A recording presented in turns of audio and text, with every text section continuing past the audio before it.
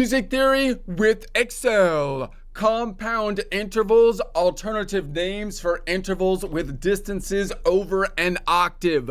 Get ready and some coffee because you ain't never seen rockin' unless you excel at rockin', for which there is a requirement: Microsoft Excel. We are in Excel. If you don't have access to this workbook, that's okay, because we basically built this from a blank worksheet but started at a prior presentation. So if you want to build this entire worksheet from a blank sheet, you could begin back there or just start building from the current part that we're working on.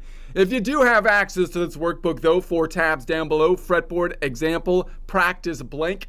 The fretboard tab having a simulated fretboard, we will refer back to the example tab having, in essence, the answer key. The practice tab has pre-formatted cells, so you can practice the practice problem with less Excel formatting. But if you don't have any of that, that's okay, because we're working in the blank tab where we started from scratch with the blank worksheet and are continuing to work, in essence, in the blank part of the worksheet, practicing both our Excel skills and music skills at the same time. Let's go to the fretboard tab to get an idea of what we are doing. We're looking at distance terms, typically called intervals. Noting the problem with intervals is it shoehorns in the concept of scale degree as opposed to simply measurement, which could pull us out of the optimal way to visualize the guitar, which is the guitar is a map of the territory, similar to the globe, having 7 continent locations on it, and then 5 non-continent locations, what we're calling the oceans, that we go through in order to get to the continent locations. And our head in space above the fretboard, this being the low or heavy E string, the one closest to the ceiling, as our head is above it, looking on the fretboard, noting that it rotates around just like the world does, providing or giving it 7 degrees of rotation, which we're going to name with the 12 notes in the musical alphabet, typically working in the 4th rotation, that being the key of C. But if we went to C sharp, D sharp, the whole thing would just shift. It would rotate around like the globe rotates around. Once we've looked at our viewpoint, then we no longer want to name the points by note name. We want to name them by continent name, which is equivalent to the Nashville number system, which is equivalent in essence to the modes. Those are absolute: Ionian, Phrygian, Lydian, Mixolydian, and so on and so forth. What's the problem? The naming convention forces us out of that concept, because instead of just measuring distance, it tries to rename the points that we're talking about, such as if we're going 4 notes up from this point number 5, the Mixolydian node, it wants to call that a major third. But when you do that, that means that this is no longer the 5 because it's the 3rd, which means this is the 1, and that's going to lead to confusion. So we have to at least address that or understand that, so that we don't let the weird words that people use force us out of the optimal way. We just want to pull the information that's necessary, and all the insinuations, all the name calling that they stick in there. They're trying to call this a 5, a 1, and whatever. You just ignore that and just say, okay, that means it's 4 notes away. That's what you're trying to tell me. All right, that's all I need to know. All the other stuff you can just ignore. Just close, just shut down, just say, I don't need to know that. That's useless information. All right, maybe not totally useless, but that's the idea. All right, so the problem here is that what happens if we go past an octave? There's a few different naming conventions, because there's 2 ways that we're basically measuring something. One is by notes, distance, this is 4 notes away here, and the other is by scale degree, which you would think would be modal half steps. I would want to measure it by modal half steps, 2 modal half steps up. But if I make that the 1, it's going to be the 3rd scale degree. Either way you say it, that means that there's going to be 2 measuring conventions. What happens then if I go above an octave, right? Then do I think about going around in a circle, or am I going to basically continue up in the scale degree notation? And what happens when I go backwards? That becomes a problem with scale degrees, because we kind of drop scale degrees altogether when you go backwards and use like inverse notation. So we have to recognize these problems and find some way that we can use precise terminology that we can talk about, at least to our own head, as well as to other people, so we can see what we're doing. All right, let's go to the example tab. Remember in our analogy, so this is fret, what I would call position 1, fret 5 to 8 on the fretboard. I just mapped out the globe, the continents. So we have the continents here, continent here, continent here, continent here, continent here, continent here, continent here, and then I put the oceans in between, noting that those are kind of like the pass-through areas that we might use, but they're not usually the destination locations. If I was to map that around in a circle, which is the best way to visualize it when we're thinking about distance, then, for example, if I'm on this 6 over here and I want to go to this 2 over here, then what am I going to do? I can go clockwise. That would be 1, 2, 3 continents away, which I would call modal half steps. But I can also make that the 1 and call it 1, 2, 3, 4. That would make it the 4th scale degree away. But to do that, I have to rename the continent, which is stupid. That's not what you would want to do typically. Or I can name the continents and the oceans. So it's 1, 2, 3, 4, 5 actual total distances away, which we're going to say is equivalent to 2 notes. What if I went backwards to that 2?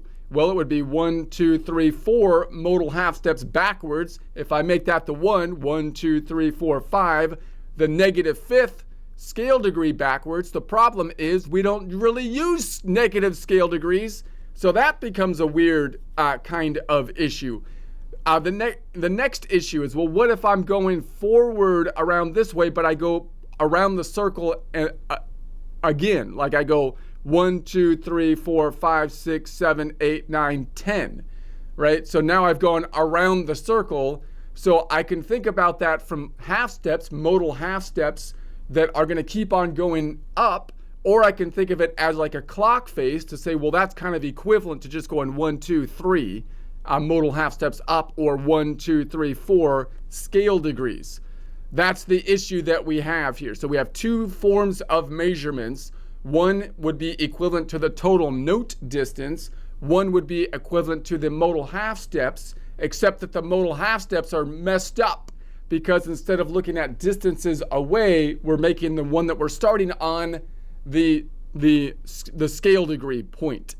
So that means that what the real visualization we're thinking around is actually a spiral instead of a clock face or a number timeline, a note timeline.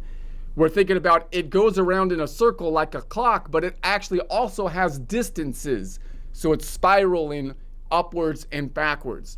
Now, I think the most optimal way to address this problem using the current naming convention would be to actually name the note distance as you say the interval, which most people don't do.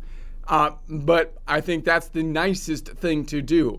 Textbooks actually will use the scale degrees going upwards, and then it all falls apart kind of going backwards.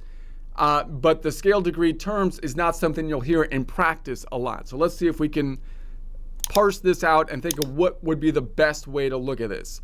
So we have the musical alphabet over here. What we did is we pulled out the 7 notes out of the 12 notes in the musical alphabet. We're working in the key or the collection of notes related to the C major and all of the modes. All other collections of notes will have the same interval relationships, however. So that's going to be the idea. And then we counted and said, what are all the distances? If there's 12 notes, then what are the distances that we can have? Counting up, there's 1 through 11 or 0 through 11 distances, 12 basic distances. We gave each of them a name, the name being based on the major scale, and then the minor scale kind of any non-major distance got shoehorned into like a minor or flat something or augmented, which again isn't the optimal way you would want to do it typically, because what you would normally do when you measure thing and say, what's the node I'm measuring from? What's the term I'm using for measurement? Half steps typically, or modal half steps. And then you would measure from that node, right? You wouldn't, anyway. So that's what we're going to be doing right now. So So we have all of our names, right? So we named them, all of these names, and that's our standard naming. And then we said, well, what happens if I go over an octave? Well, I could think of it as a clock face and keep the same naming convention. So if I'm going to call this a perfect first, usually people will say that's an octave up, but I'm just going to keep the same name and say that's a perfect first. You would call it a unison versus a perfect first and so on. But I'm going to say it's a perfect first, and you can imagine that if you go up an octave, it's still going to be like a perfect first. This one's going to be a one note away minor second. Most people don't say one note away. They're just going to say a minor second, and you have to know that it's either one note forward or it could be 11 notes backwards, right? Or I'm sorry, it could be one note forward or 11 backwards. So that's how I would basically kind of visualize it. If I'm on the four note away major third, so most people will just say major third, and the first thing that should come to mind is it should be four notes away. What if I want to identify that I'm actually going an octave up from that? Well, then I'm going to say still call it a major third, I think would be the nice thing to do, but then actually say the distance, the actual distance, which would be 4 plus an octave, or 4 plus 12, or a 16 note away major third. I think that's the kindest way to explain it to yourself as you're trying to figure out the different spots on the guitar, as well as communicate to others, because on a guitar in particular, people don't often think about the octaves so much, right? They just basically are looking for a major third, whether it's an octave up or not. But it would be better to make a distinction, of course, between the different major thirds that have a larger distance, and I think this would be the naming convention that would be easiest to do that. Always say the note distance to help you to figure that out and get it in your mind. But textbooks don't normally do that. Textbooks, again, kind of drop the note name, which means if I'm going to keep on going up from this point, I'm going to have to use the scale degree. The scale degree is going to have to keep going up. How's that going to work? Well, if I make the C the 1, I'm going 1 scale degree, 2, 3, 4, 5, 6, 7, then it's going back to the 1. If it was going around in a circle, I would just call it a 1 again. But I could call it an 8, right? So now I'm going to an 8 because I'm going to continually go up, and then I would have to figure out how to get back to the related one in the current octave, and I would have to take 8 minus 7 would give me the first scale degree. So that's going to be the idea. You could keep it going up this way, and that way you can drop the note name and you can just use the scale degrees. Now, again, that might be shorter to say, but it's also way more confusing because now you've kind of have to figure out what the flavor is by doing subtraction. So that's why I think this is an easier method. But let's check them both out. I'm going to add another column between here by selecting column P, and then I'm going to right click and insert. Let's insert a column here, and I'm going to make this the alt. I'll just call it alt for the octaves. So I'm just gonna, all I'm gonna do in this column, let's center that, home tab, alignment, center. I'm going to go down here, and I'm just gonna go after the octave. So these are all the same. I'm not gonna repeat them. The only difference is when we go down here, right? So instead of me going a 12P1 and then a 13M3, which gives me the distance and it gives me the flavor, I'm gonna make this was a major 7. So instead of going to 1, I'm gonna continue this going up to 8. I'd like to call this a 12 note away P8. Now note, a textbook will drop the 12 note away and just call it a perfect 8th, right? And then this one would be a 13 note away minor, not second, but 9th. And this would be a 14 away major, not second, but 9th. And this would be a 15 note away minor, not 3rd, but 10th. So you can see how the pattern is working here. We're continuing to count up the scale degree past 7. If there's 7 notes and you make the first note the 1, then you're going to have 7 scale degrees. And once you go past that, then you can call the next one the 8th. Now, if I do that, though, notice what's going to happen. It's a little bit easier to say. You could say, well, now I'm playing a minor 10th interval. And it's like, well, that's great, but then you have to kind of figure out what the flavor is to do that. I want to get it back to the interval that's within the octave. So you'd have to take like 10 minus 7, which would give you 3. So you'd have to say, okay, it's a third, and therefore it's a minor third. So what would be the distance in notes? Well, if it's a minor third is 3 notes away plus 12 gives you a 15 note away. So see how that's a little bit messy, because again, most guitarists are basically looking for anything that's in the reach of their fingers. It's a little bit more difficult even than the piano to really find everything you need in one location. So most of the time, guitarists in particular are learning by shape.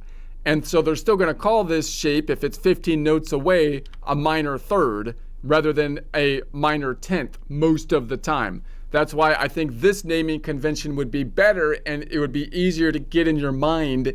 Look, it's 15 notes away, but it still has the flavor of a minor third, rather than keeping to count up the intervals, which I haven't heard almost anybody use in practice, although this is the thing that would be in the textbook, and they would drop the notes. It's almost like it's intentionally more difficult than you would have to be, right? To say this, it's almost like you're trying to be unclear, right? The clear thing to be saying would be at least saying it's a 15 note away, minor 10.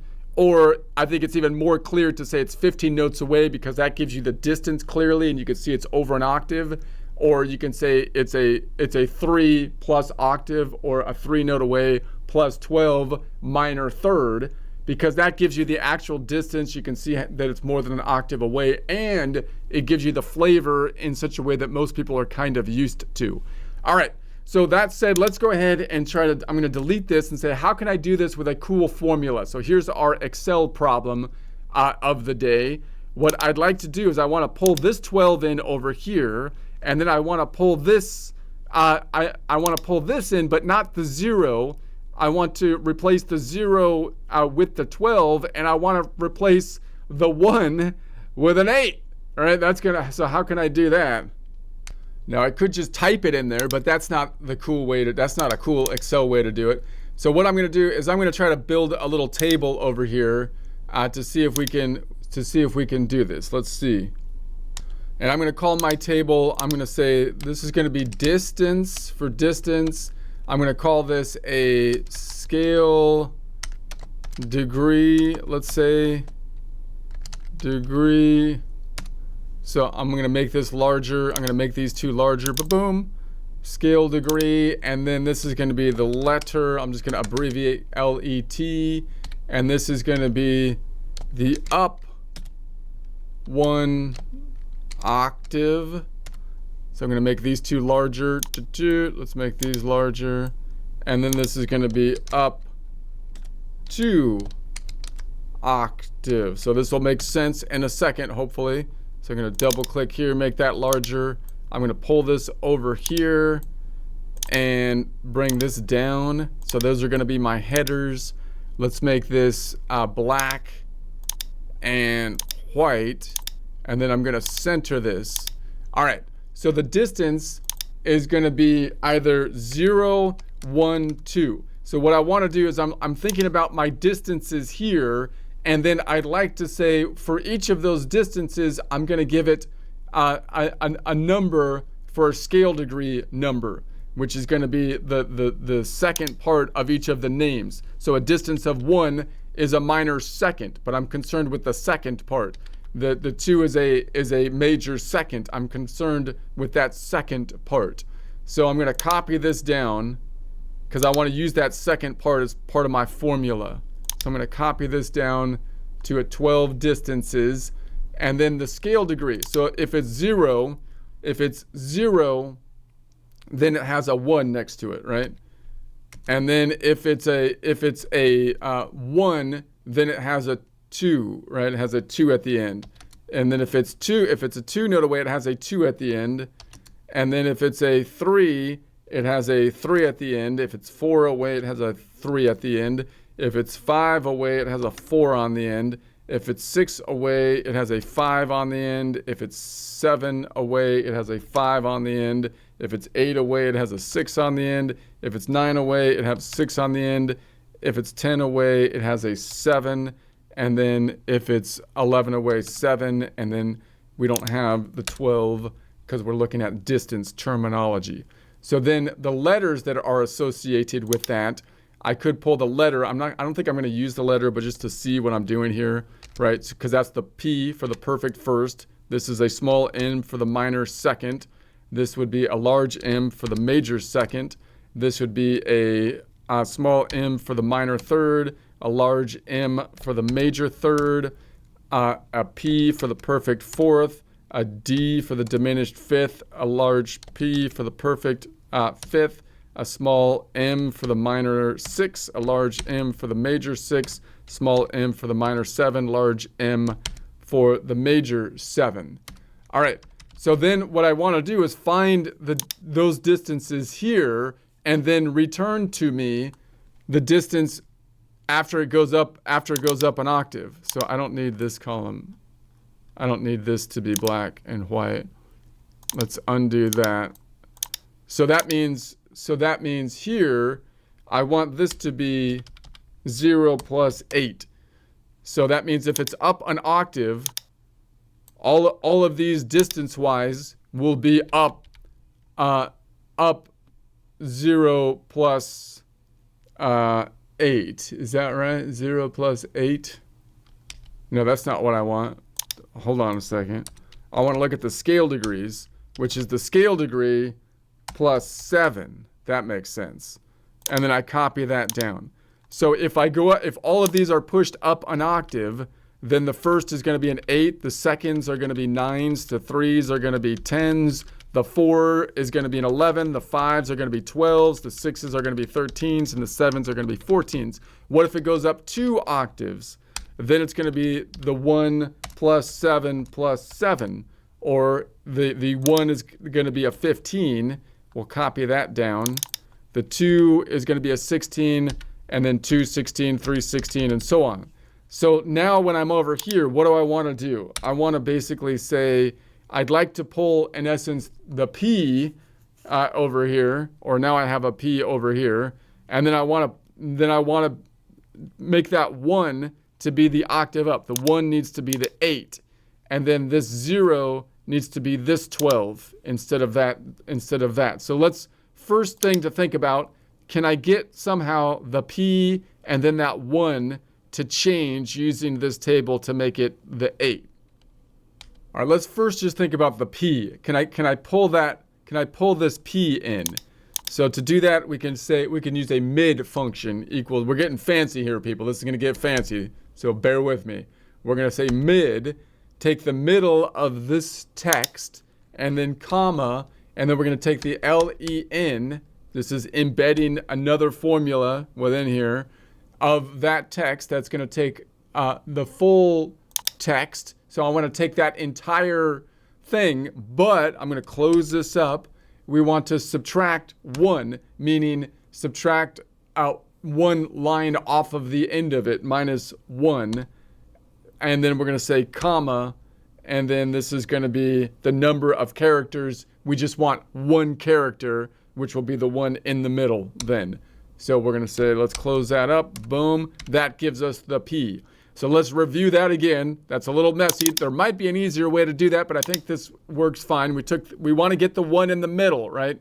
So I want to get the P out of that text. So I said, take the middle of it, and then the argument is going to be that text. We want to find that text, and then we embedded another argument, which is going to give us the full line of that text, but we want to take minus 1 from it, and then we want to take the 1 character, which leaves us the P in the middle. Okay, so if we're okay with that, then what I'd like to do is an X lookup formula to find this 0 in this column, and then return to me this 8. And I want to tie it to the thing after the P. So normally, if this was by itself, it would look like this, equals X lookup. And then it would be like, find this 0, comma, and this series, and then return to me the related item in this series, which would be an 8. and it gives me the 8. So I just want to copy, now that whole thing, all I want to do is just like copy this whole bit. I could just copy that and say, that's cool, that works. Now I just want to tie it to this bit. So this bit after the end, I'm going to put an and. That's how you tie them together, and then just paste that thing there. And so there's the 8. All right, it's like, okay, that's cool. Now I just need to put a 12 in front of it. So how would I do that? I'm just going to say equals the 12. So I would just say equals 12, right? So I just have to put that in front. So I'm going to put in front, I'm going to say equals the 12 and that whole bit. Boom. There it is. So it's a long, ugly formula. That's our Excel practice for the day. But now I want to copy it down. So do I have to absolute reference anything? So this is J. I want this to move down. That's fine. And I want O39 to move down. That's fine. I want this to move down. That's fine. But these columns, I don't want to move down. Those need to stay the same. Therefore, these bits in the X lookup need to be absolute. So I'm going to say F4 on the keyboard here, $ before the letter and the number. F4 here, $ before the letter and number. Same here and here, so that these two will stay the same as we copy this thing down. Okay, boom. Let's copy it down, see if it does what we expect. So this one would be a 13 minor ninth scale degree. Perfect. Okay, so let's just analyze it as we copy it down. So this one, of course, is going to be an octave up. So a lot of people wouldn't say 13, but I would still like to say it's a 13, and then you can call it a minor ninth. So if someone says it's a minor ninth, how do you get the flavor of it? It's going to be within the octave. You'd have to say, well, the 9 minus 7 would be 2. So it'd be equivalent to like a minor second, but it's an octave up distance-wise. This one would be a 14 note away major ninth. So it's still ninth for the scale degree, but now it's the major ninth. So I'd have to say 9 minus 7 is 2. And if I was at the 2, that would be a major second, which is 2 notes away. And 2 plus 12 gives us a 14 distance. If I copy this down, we get a 15 note away minor tenth. 7 minus 10 or 10 minus 7 would give us 3. And if it's a minor third, it would be 3 notes away. 3 plus 12 is 15. This one is going to be a 16 note away major tenth. So 10 minus 7 is 3. If it's a major 10, that if it was a major third, it would be 4 notes away plus 12 gets us to 16. This would be a 17 note away perfect 11th. So the fact that it's a perfect means that, okay, that's going to be either a perfect fifth or a perfect fourth, right? So you'd have to say, all right, so 11 minus 7, 7, 8, 9, 10, 11 is a fourth. So it would be a perfect fourth. A perfect fourth is typically 5 notes away. 5 plus 12 would give us the 17 notes away. So this would be now this one might be a little wonky because the diminished fifth is kind of a mess. So I'm going to make this one red because it might be something, you might have like an augmented or something. So I don't want to, this one is ugly. So I just want to note that this is an ugly one, so I won't get into the reasons why right now. I don't want to get into the weeds. So let's just make that red and let's move on. It's another rationale as to why it leads people like me at least to think, how is it that nobody fixed this problem and come up with a more like a long time ago? Because this is not the anyway. So then you have a 19 note away perfect 12th. And so if we say it's a perfect 12th, we know that 12 minus 7, 7, 8, 9, 10, 11, 12 is a fifth. And a fifth would be 7 notes away. 7 plus 12 is 19. And then we'd have a 20 note away minor 13. 13 minus 7, 7, 8, 9, 10, 11, 12, 13 is a sixth. And we know that a minor sixth has a distance of 8 notes away. And 8 plus 12 would be 20. So then we'd have a 21 note away major 13. So now we have a 13 minus 7 would be a sixth. So that means that we would have a major 6 is usually 9 notes away, and 9 plus 12 is 21. And then we have a 22 note away minor 14. 14 minus 12 is 7. A minor 7 is typically 10 notes away. 10 plus 12 is 22. And then finally, we have a 23 note away major 14. 14 minus 12 would be 7. If it's a major 7, that would be 11 notes away. 11 plus 12 is 23. Now, what if I go another octave up? I'm going to go down again. It's going to get messed up. Why? Because now it's pulling from this one, and I want it to still be pulling from this one up top to properly do that mid function. So this mid function needs to be not going, anything that's in O 50 needs to be going to O 38. So these 50s need to be 38. 38. Maybe I could have made that absolute or something, but no, I'm not gonna, no, that's not right. But this is fine. You just have to fix it. Oh man, now what's happening? So we still have one pulling from here that's a 50. Here, it's right here. This needs to be 38. Boom. Okay, now it's still messed up. Dang it, what is happening? So let's think about it here. It still has one here on a 50. There it is. That needs to be a 38. All right, there we go. I think that's right. So now we have a 24 note away perfect eighth, but now it doesn't, now it's not a perfect eighth. Now I want it to be, that 8 to be a 15. So I want it to do the same lookup, but to not return this one, return this column. So I'm going to double click here and say this second bit right there, that needs to be not returning this column, but maybe I can just pull this over here. This needs to be returning that column like that. That's more visually easy to see. So this is going to be this column. Do that. There we go. So now it keeps on going up, right? So now you can call it a perfect 15. Now again, if you call something a perfect 15, that's a mean thing to do because most people don't do that, right? But if you want to be sophisticated, it's like talking with long sentences and big words. It'll make you sound sophisticated and people will either be impressed or they'll think you're a snob, right? So whatever you're going for. But in any case, there we have it. So I won't go through them all again, but you get the general idea.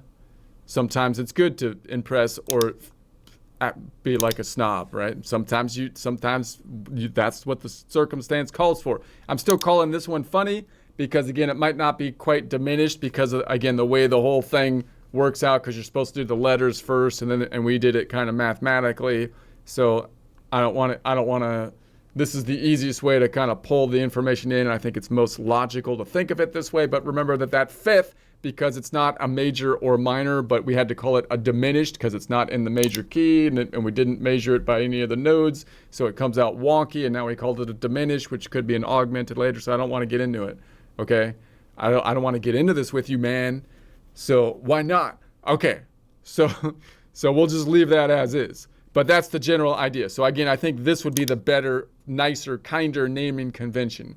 Now again, the problem is, well, what if I go up in the negative direction, right? If I'm going up in the negative direction, we remember we have a problem with that because I don't use this negative scale degree. And the reason we don't use a negative scale degree, by the way, is because it would mean that you have to remember 7 things that aren't at all related because you can't easily get the inverse because you're not measuring from the proper distance, right? So you'd have to end up measuring things and then coming up with some wonky turnaround as to why, this interval is the same as the other interval, right? So it's easier just to remember practically that when you go in negative direction, you don't have to take the inverse distance. Like if I'm on the fretboard and I'm going and I'm saying I want to measure from this to here, that's a 7-note distance. 5 notes between here, 6, 7. What if I want to measure back from here to here?